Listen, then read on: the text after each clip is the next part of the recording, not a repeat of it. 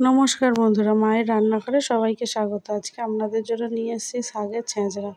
শাকের ছেঁচড়া বানানোর জন্য আমি শাক নিয়ে নিয়েছি আর নিয়ে নিয়েছি আলু ছোটো ছোটো করে কেটে, উচ্ছে, সজনে ডাঁটা আর বেগুন।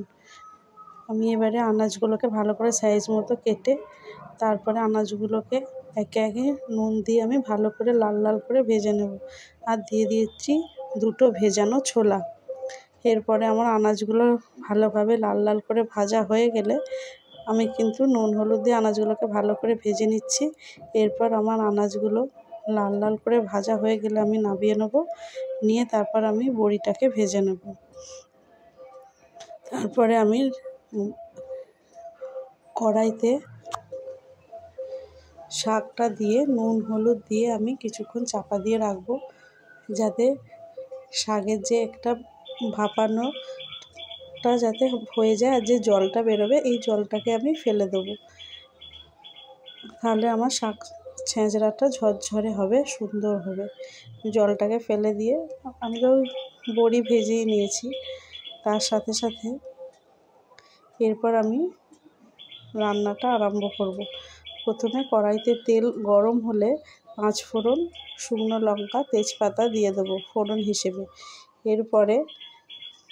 এরপরে পেঁয়াজ বাটা, আদা বাটা, নুন, হলুদ, লঙ্কা, জিরে গুঁড়ো, ধনে গুঁড়ো দিয়ে আমি ভালো করে মশলাটাকে কষাবো। আর ভালো করে মশলাটা কষানো হয়ে গেলে আমি কিন্তু অনেকক্ষণ ধরে কষাবো, যতক্ষণ না তেল ছাড়ে মশলা থেকে। এরপর আমি একটু তেল ছাড়ার জন্য একটু জল দিয়ে দিলাম মশলাটায়, দিয়ে ভালো করে কষাতে লাগলাম। এবং কষানো হয়ে এলে দেখুন আমার মশলা থেকে কিন্তু একটু তেল ছেড়ে এসছে। এরপরে আমি ভেজে রাখা আগে থেকে আনাজগুলো দিয়ে দেবো। আনাজগুলো দিয়ে মশলার সাথে ভালো করে কষা করে নিয়ে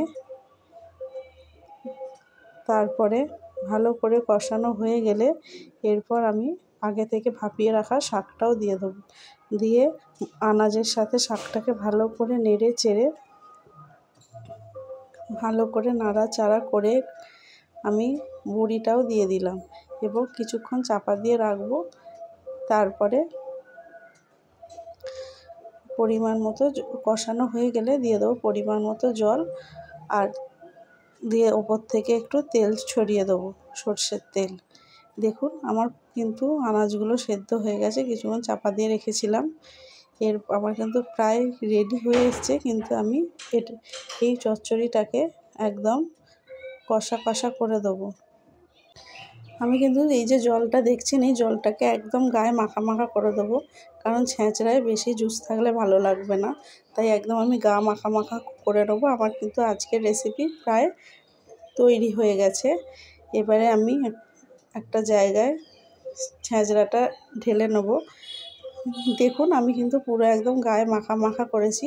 এটা কিন্তু পুরো অনুষ্ঠান বাড়ির ছেঁচড়ার মতোই খেতে হয়।